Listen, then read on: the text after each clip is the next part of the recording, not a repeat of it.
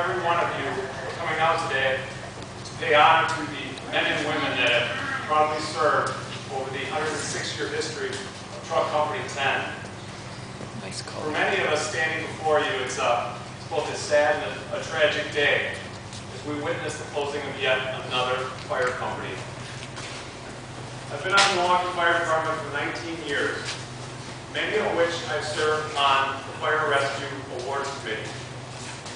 And on that committee, I've witnessed time and time again, example after example, of heroic and selfless deeds that have been undertaken by the men and women assigned to Truck Company 10.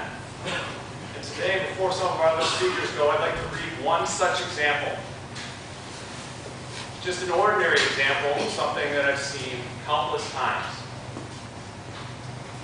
The reason I chose it is because it happened about 1 year ago today at the same wonderful time of year, our holiday season.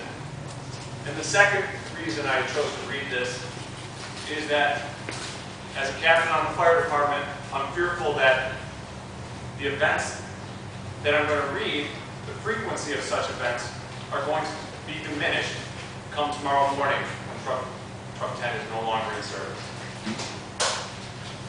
On December 12, 2008, Ladder 10 and Ladder 12 responded with a full assignment to a reported house fire with multiple trapped occupants.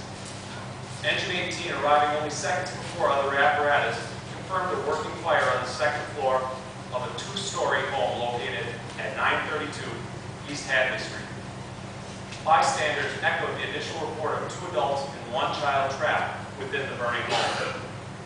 As the first attack line was being laid by Engine 18, Lieutenant David Suzuki and firefighter Charlie Kazak, both of Ladder Company 10, bypassed the protective hose line to proceed with the primary search under heavy fire and heat conditions.